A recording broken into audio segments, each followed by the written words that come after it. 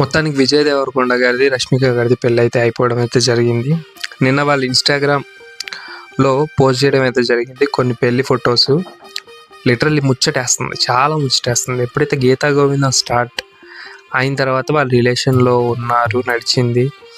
ఈరోజు సడన్గా పెళ్ళి అవ్వడం, అంత ఎంగేజ్మెంట్ కూడా జరిగింది. అది చాలా పగడ్బందీగా బయటికి రాకుండా ప్లాన్ చేసుకుని నీట్గా, ఎక్కడ వాళ్ళు ఎక్స్పోజ్ అవ్వకుండా జనాల్లో కానీ మీడియాలో కానీ మేము లవ్లో ఉన్నాం అని చెప్పేసి ఎక్కడ సోది చేయకుండా మంచిగా ఈరోజు పెళ్లి చేసుకోవడం అయితే జరిగింది ఉదయ్పూర్లో. లిటరల్లీ ఆ ఇమేజెస్ చూస్తూ ఉంటే చాలా మెస్మరైజింగ్ అయిపోతున్నాము. అసలు మనకే పెళ్ళైనంత ఫీలింగ్ వస్తుంది. దట్టు ఆ విజయ్ దేవరకొండ ఉన్న రష్మిక కళ్ళల్లో వాటర్ వచ్చే ఇమేజ్ ఏదైతే ఉందో ఫోటో, అది పోస్ట్ చేశారు. లిటరల్లీ దాన్ని చూస్తుంటే మన కళ్ళలో కూడా నీళ్ళు తిరుగుతాయి.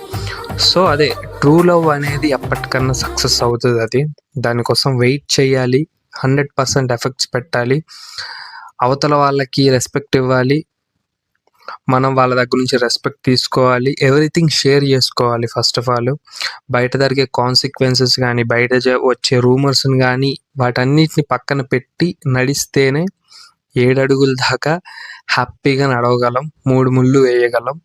సో మనం 100 అనుకున్న డెస్టినీ అనేది ఒకటి ఫిక్స్ చేస్తుంది, దేవుడు అనేవాడు ఒకటి ఫిక్స్ చేస్తాడు.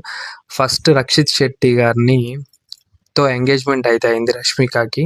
ఆఫ్టర్ కన్నడ కిరాక్ పార్టీ అయ్యాక ఈరోజు విజయ్ దేవరకొండ గారితో పెళ్ళి అయితే జరగడం అయితే జరిగింది. సో మనం ఒకటి అనుకుంటే దేవుడు ఇంకోటి ఫిక్స్ అవుతాడు, ఆయన అనుకున్నదే చేస్తాడు.